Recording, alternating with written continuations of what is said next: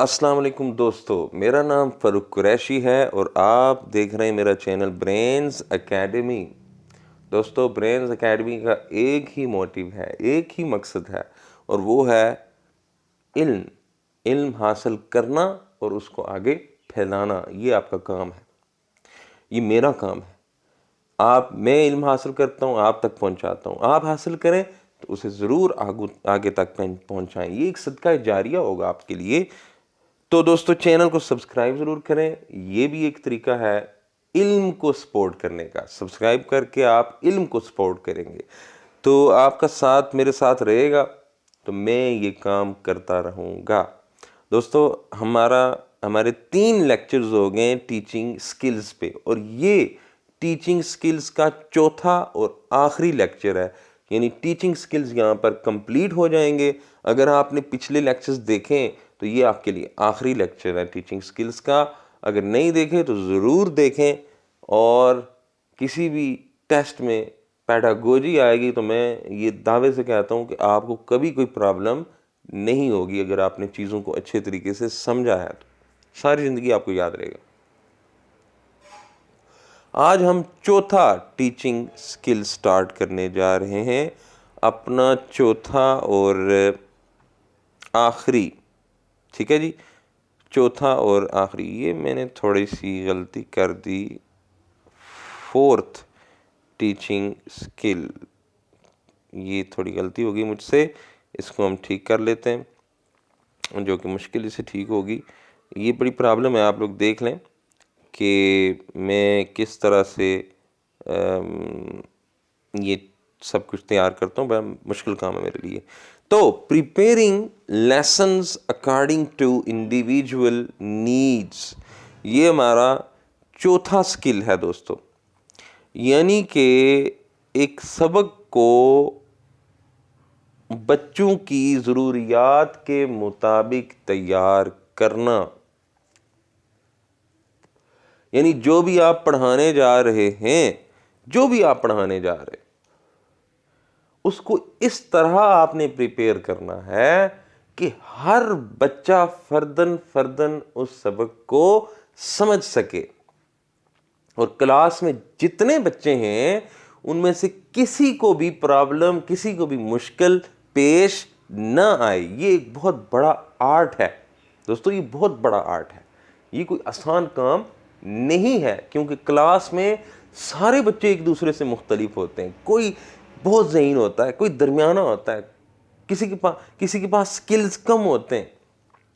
تو آپ کے لیے ایک ٹیچر اسی لیے ایک بہت بڑا آدمی ہوتا ہے، کیونکہ اسے پتا ہوتا ہے کہ میری کلاس میں بچے کس طرح کے ہیں، ہر بچے کے بارے میں اسے پتا ہوتا ہے، اور پھر ان کی ضروریات کو سامنے رکھتے ہوئے، تمام بچوں کی ضروریات کو سامنے رکھتے ہوئے وہ سبق کو تیار کرتا ہے، پریپیئر کرتا ہے، اور ان کے سامنے پیش کرتا ہے، اور ہر بچے کے لیے پیش کرتا ہے، صرف ذہین کے لیے نہیں، ہر بچے کے لیے۔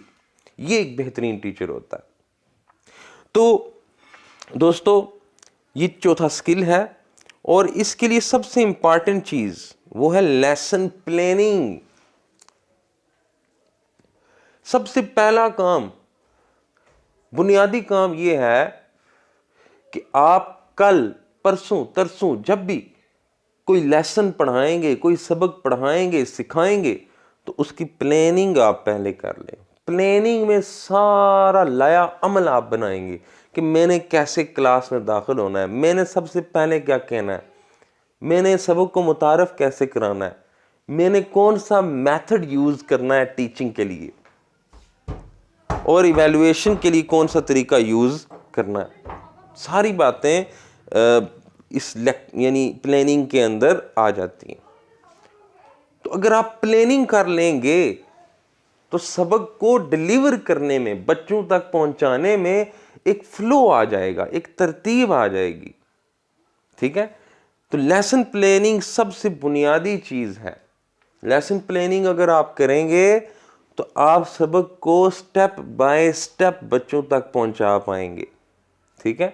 اور جب بچوں کے پاس ترتیب سے سٹیپ بائی سٹیپ نالج پہنچے گی، سبق پہنچے گا، تو بچوں کو کبھی کوئی پرابلم نہیں ہوگی وہ ہر بچہ اس سبق کو سیکھ پائے گا۔ تو دوستو یہ ہے لیسن پلاننگ، ٹھیک ہے جی۔ دوسرا کیا ہے؟ پریپریشن ایک تیاری بہت بنیادی چیز ہے۔ یعنی ایک ٹیچر بڑے سے بڑا ہو، جتنا مرضی اپنے سبجیکٹ میں ماہر ہو، اسے چاہیے کہ کلاس میں جانے سے پہلے، سبق پڑھانے سے پہلے وہ اپنے سبق کو اچھے طریقے سے تیار کرے، پریپیئر کرے۔ آسان سبق ہے، مشکل سبق ہے، اس کے اوپر غور کرے، اس کو سمجھے، اور یہ دیکھے کہ میں نے کون کون سی چیزیں کیسے کیسے طریقے سے بچوں کے دماغ میں، ذہن میں ڈالنی ہے، ٹھیک ہے جی۔ تو یہ وہ طریقہ ہے جس سے بچوں کے لیے کام آسان ہو جاتا ہے، ان کے لیے سمجھنا آسان ہو جاتا ہے۔ اگر آپ ایسے ہی چلے جائیں گے کلاس میں بغیر تیاری کے، تو آپ وہاں پہ وہ ترتیب سے چیزیں پیش نہیں کر پائیں گے۔ لیکن اگر آپ تیاری کر کے جائیں گے تو پہلے آپ ایک چیز پیش کریں گے بچوں کے سامنے، پھر دوسری، پھر اسی سے ملتی جلتی تیسری، پھر چوتھی، اور ایک فلو، ایک ترتیب بن جائے گی، اور بچے ہر چیز کو ازبر کر لیں گے۔ یہ ایک بہت بڑا آرٹ ہے دوستو، ٹیچنگ ایک بہت بڑا آرٹ ہے۔ تو دوستو ہم ایک سبق کو بچوں کی ضروریات کے، انفرادی ضروریات کے مطابق کیسے تیار کر سکتے ہیں، اس کے 5 سٹیپس ہیں، اور بہت ہی آسان سٹیپس ہیں، بہت ہی آسان۔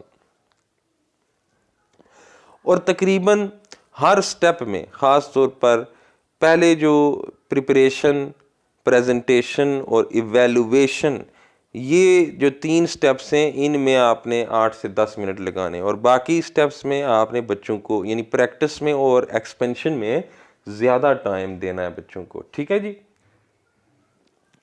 تو نیکسٹ چلتے ہیں، ان سٹیپس کو کمپلیٹلی سمجھتے ہیں۔ پریپریشن جو میں نے ابھی بات کی، ایک ٹیچر جب کلاس شروع کرتا ہے تو سب سے پہلے اس نے بچوں کو، خود تو تیار ہو کے آتا ہے نا، خود تو اسے تیار ہو کے آنا چاہیے، لیکن کلاس میں جب وہ آ جائے تو اب اس نے بچوں کو بھی پریپیئر کرنا ہے، بچوں کو بھی تیار کرنا ہے۔ سب سے پہلے بچوں کو وہ کیسے تیار کرے گا؟ وہ بچوں کے سامنے اپنے سبق کا مقصد رکھے گا، وہ بتائے گا کہ بچوں آج جو ہم سبق پڑھنے جا رہے ہیں، آج اس سبق سے آپ یہ فلاں فلاں فلاں فلاں چیزیں آپ سیکھیں گے، ٹھیک ہے۔ یعنی آپ اگر بچوں کو پڑھا رہے ہیں لیونگ تھنگز کے بارے میں، زندہ چیزوں کے بارے میں، تو آپ آتے ساتھ ہی، کلاس میں آتے ساتھ ہی بچوں کو تیار کریں گے سیکھنے کے لیے۔ کیسے؟ آپ ان کو کہیں گے کہ بچوں زندہ چیزیں کیا ہوتی ہیں، آپ کو پتہ ہے کیا ہوتی ہیں زندہ چیزیں؟ کون سی چیزیں زندہ ہیں؟ آج کے سبق کے بعد، یہ سبق پڑھنے کے بعد آپ ہر زندہ چیز کو پہچان لیں گے، آپ اپنے ارد گرد موجود ہر زندہ چیز کی پہچان کر سکیں گے بچوں، اور آپ بتا سکیں گے کہ کون سی چیزیں زندہ ہیں اور کون سی چیزیں غیر جاندار ہیں، زندہ نہیں ہیں۔ یہ ہوتا ہے بچوں کو سیکھنے کے لیے تیار کرنا۔ تو ان کے سامنے آپ نے مقصد رکھنا ہے سبق کا، ان کو بتانا ہے کہ اس سبق سے وہ کیا کیا حاصل کر سکیں گے۔ تو اس طرح بچوں میں انٹرسٹ پیدا ہوگا، وہ آپ کے سبق میں دلچسپی لیں گے۔ دوسرا طریقہ کیا ہے؟ دوسری چیز کیا ہے؟ دوسرا سٹیپ کیا ہے؟ پریزنٹیشن اور ماڈلنگ۔ پریزنٹیشن اور ماڈلنگ۔ پریزنٹیشن کیا ہے؟ پریزنٹیشن یہ ہے کہ اب آپ نے بچوں کو تیار آپ نے کر لیا سیکھنے کے لیے، مقاصد آپ نے بیان کر دیے، اب آپ نے اپنا سبق سٹیپ بائی سٹیپ بچوں کے سامنے پیش کرنا ہے، ان کے سامنے انفارمیشن رکھنی ہے، ڈیفینیشن رکھنی ہے، تعارف رکھنا ہے، ایکسپلین کرنا ہے نالج کو۔ اور اس نالج کو ایکسپلین کرنے کے لیے آپ نے ہر طریقہ یوز کرنا ہے۔ آپ نے آڈیو ایڈز، آپ نے ویژول ایڈز، آپ نے بورڈ کا استعمال کرنا ہے، آپ نے پریکٹیکل ایگزامپلز کا استعمال کرنا ہے، آپ نے ارد گرد ماحول میں موجود مثالوں سے، ماڈلنگ سے واضح کرنا ہے، مثالیں دینی ہیں ان کو، ٹھیک ہے۔ تو دوسرا کام کیا ہو گیا؟ بچوں کے سامنے آپ نے پریزنٹ کرنا ہے، اپنا مواد رکھنا ہے، تعلیم دینی ہے، جو سبق آپ تیار کر کے آئے ہیں وہ بچوں کے سامنے من و ان بیان کر دینا ہے، ایکسپلین کرنا ہے اچھے طریقے سے، بہترین طریقے سے۔ تو یہ دوسرا سٹیپ ہے۔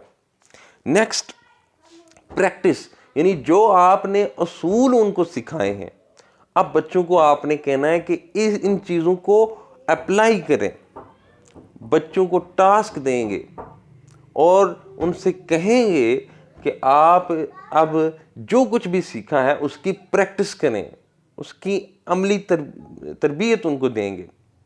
مثلا آپ ان کو ایڈیشن سکھا رہے ہیں، میتھ پڑھا رہے ہیں، میتھ میں آپ ان کو ایڈیشن سکھا رہے ہیں، تو آپ ان کو چھوٹے چھوٹے گروپس میں ڈیوائیڈ کر دیں گے اور ان کو سوالات دیں گے اور ان کو کہیں گے کہ آپ نے ان سوالات کو حل کرنا ہے، ٹھیک ہے جی۔ یا آپ ان کو زندہ چیزوں کے بارے میں پڑھا چکے ہیں، تو اب آپ نے کیا کرنا ہے؟ بچوں کو ٹاسک دینا ہے کہ اس کمرے میں جو جو بھی چیزیں زندہ ہیں یا اس سکول کے احاطے میں جو جو چیزیں زندہ ہیں ان کی ایک لسٹ بنائیں۔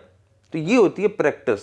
پریکٹس سے بچے آپ کے پڑھائے ہوئے سبق کو مزید بہتر طریقے سے اپلائی کریں گے اور یاد کر سکیں گے، اور پھر وہ کبھی بھی نہیں بھولیں گے۔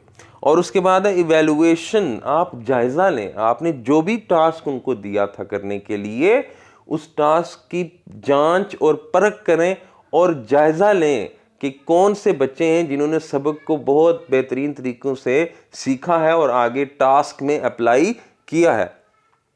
ایویلویشن سے آپ کو پتا چلے گا کہ کن بچوں نے سبق کو پورا سمجھا ہے اور اس سبق کو سمجھ کے پریکٹس بھی اچھے طریقے سے کی ہے، اور آپ کو پتا چلے گا کہ کون سے بچے ہیں جنہوں نے سبق کو اچھے طریقے سے نہیں سمجھا یا تھوڑا سمجھا ہے، اور اس ٹاسک میں کام کرنے میں، پریکٹس میں ان کو پرابلم ہوئی ہے۔ اس سے یہ ایویلویشن کا مقصد ہوتا ہے، جائزہ کہتے ہیں اسے۔